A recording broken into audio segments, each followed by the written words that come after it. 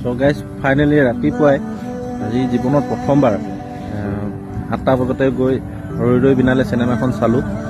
আৰু চিনেমাখন চাই এনেকুৱা লাগিলে যে জুবিনদাৰ আগৰ গোটেই কাহিনীটো মানে লাইফটোত জুবিনদাৰ লগত যি হৈ আছিলে গোটেই লাইফটোত মানে গোটেই কাহিনীটো মানে চিনেমাখনতে কৈ দিলোঁ।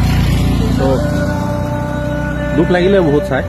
আৰু মানে কেনেকৈ গম পাব পাৰে মানে মই বুজি পোৱা নাই মানে কেনেকৈ মানে জুবিনদা ক'ব গ'লে ভগৱানৰ ৰূপেই আছিল যে নিজৰ মানে হৈ থকা লাইফটোৰ লগত হৈ থকা গোটেই ঘটনাখিনি এখন চিনেমাত কেনেকৈ মানে। কিন্তু সকলোৱে আহক চিনেমাখন চাওক। আৰু মোৰ ফালৰ পৰা মই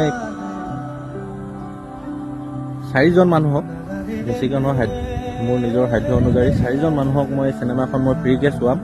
তো এনেকুৱা যদি কোনোবা মানুহ আছে দুখীয়া মানুহ তেনেহ'লে মোক মেছেজ কৰি দিব। মই 4জন মানুহক মই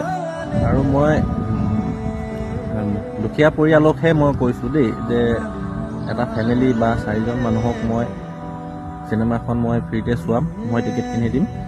আৰু অযথাতে এনেই মানে যোনে তোনে মেছেজবোৰ নকৰিব। আছে কিছুমান যে এনেই মেছেজ কৰিব মোক দে। মই কৈছোঁ দুখীয়া পৰিয়াল দুখীয়া মানুহ তেওঁলোকে সকলোৱে গম পায় যে আমি ডিজিটেল আন্দোলন কৰি আছোঁ #Justice4Jubin Garg। তো ৰৈ নাযাব, সকলোৱে যিমান পাৰে লিখি যাওক। জাষ্টিছ আমাক লাগিবই, জুবিন গাৰ্গৰ ন্যায় আমি বিচাৰোঁ আৰু আমাক লাগিবই।